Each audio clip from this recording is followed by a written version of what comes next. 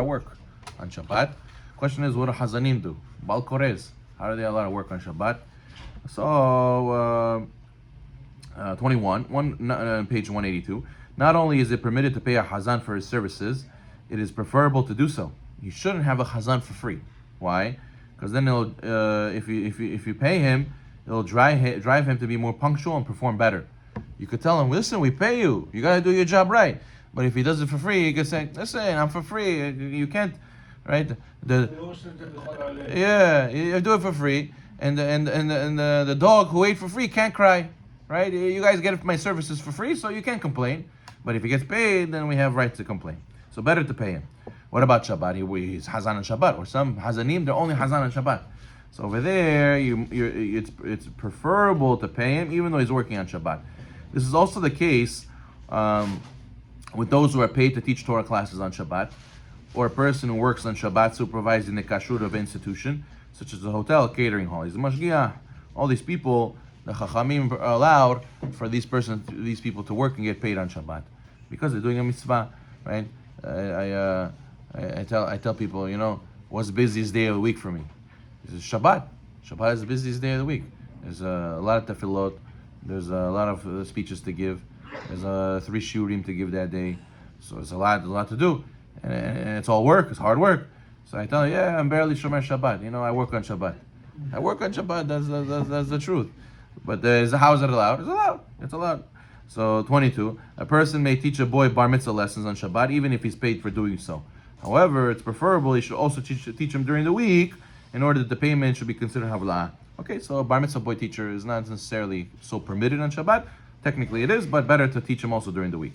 23, one may pay people to learn or recite Tehillim on Shabbat in memory of a person who passed away. Let's say I say, here, I'll pay you, say Mishnayot, learn Mishnayot for my loved one who passed away. And he says, listen, I only have free time on Shabbat. Okay, so do it. Do it on Shabbat, I'll pay you. It's okay, mutar. Right? Similarly, one may be part of a minyan even though he's paid to be there. Right? Let's say in Shabbat, there's a city, a neighborhood, they have 8 people, 9 people. So they pay one guy to walk in and to be the 10th guy. Even though he's going to walk in and be the 10th guy only on Shabbat, also, he's allowed to be paid to be the 10th guy. 24, it is permitted to rent a hotel room or a home for Shabbat, even though you're only staying there on Shabbat and not for any time during the week. 25, it is permitted for a synagogue to rent out seats in the synagogue, even though it's only for a Shabbat, even without havla. 26, what about the mikveh? Sometimes the mikveh charges, right? So if you go to the mikveh, you're going to be obligated to pay for that mikveh use, right? Person may use the mikveh on Shabbat, even though he'll have to pay after Shabbat for using it. However, it's preferable to also use it during the week, so he pays for it, bavla. Let's say a person has money in an account, right? He has an IRA. So he puts money in his account and is gaining interest. And even though it's gaining interest on Shabbat, that's permitted. 28, the store owner may leave his lights on in the store, even though it will assist people to see into the store on Shabbat. Okay. 29, even though it's permitted to enter a store on Shabbat, let's say I go to Goyish store that's open on Shabbat. I go in the Goyish store on Shabbat just to speak to the non-Jewish owner, right? Let's say I need to go and tell him to come. I need you as a Shabbos Goy, come for some permitted situation. So I'm going in the store, but you should not sit inside in order to not give the impression that people think you're doing business on Shabbat. Okay, 30. Are you allowed to buy and sell on Shabbat? Let's say I go to shul, somebody sees I'm a watch seller, right? So I wear the watches that I sell. I wear them. That's the way I advertise. So the guy sees me on Shabbat. He says, "Hey, you selling this watch? It looks like a nice watch." I said, "Yeah, it's for sale."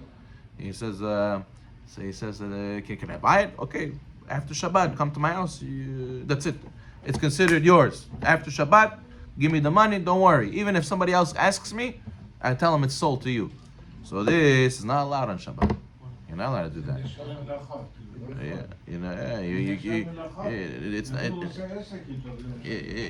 It's a sur to do business on Shabbat because it'll lead to writing, but you just did business, even though he didn't pay you.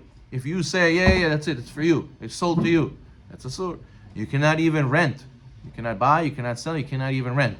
You cannot make an agreement to rent something on Shabbat. Okay, 31. Buying and selling is not allowed, even if it's for the purpose of mitzvah. He says, wow, I like this Megillah. You have a nice Megillah. I'm going to buy it from you. He said, you sure? He said, yeah, I want to buy it. It's on a Shabbat. Purim is the next day. No, it's not allowed on Shabbat, even for mitzvah. I like this talit. Let me buy this talit. No, it's a sur to buy it on Shabbat, even for a mitzvah. 32. One may open his store on Shabbat for a person who needs a food item from the store on Shabbat.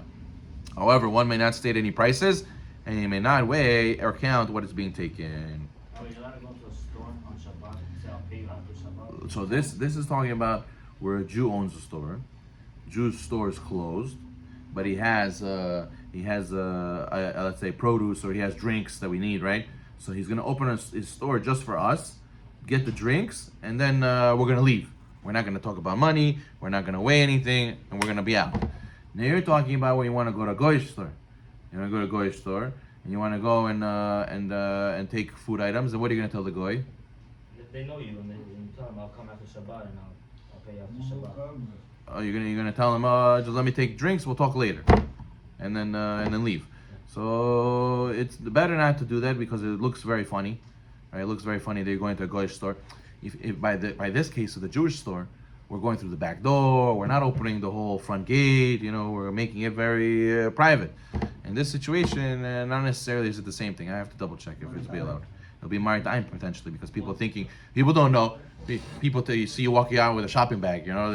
Oh, okay. I guess this guy goes and buys stuff on Shabbat. It's a little weird. I have to double check if it will be permitted. And what maybe this leniency to go to the goyish store, maybe it only be for things that are critical. You're buying seltzer and drinks, it's not the end of the world that you have to go into a store and you want to make the meal fancy, I understand, but still it's not critical from the mitzvah. Maybe bread, wine, I understand, but I have to double check. Okay, fine. 33. One may pay for a meal on Shabbat with a coupon that does not state the price of what he's receiving, such as if one paid for the meal before Shabbat. Let's say in hotels, right, you have to wear the band. This band to show that you're a part of the program. So you're allowed to show the band on Shabbat, and then he gives you the food because you already paid for it before. 35. One may not receive or give a gift on Shabbat. This is considered a rabbinical enactment because it appears as if you're doing business. So what should you do? You have to give it to the person, you have to acquire it before Shabbat for him. You can even do it on his behalf. Let's say you're going to a friend's house for a meal, and you want to bring him a bottle of wine. You want to bring him a candy platter. You're not allowed to gift it to him on Shabbat. It's a sur to give gifts on Shabbat. So what do? You have to acquire it from before Shabbat for him. You could do a hakba'ah on his behalf, and mezachin la'adam shelo fanav, and that way he acquired it before Shabbat. Or the person receiving the object should receive it on condition that he does not want to acquire it on Shabbat. He's only lending it to him till after the Shabbat. Baruch Amen.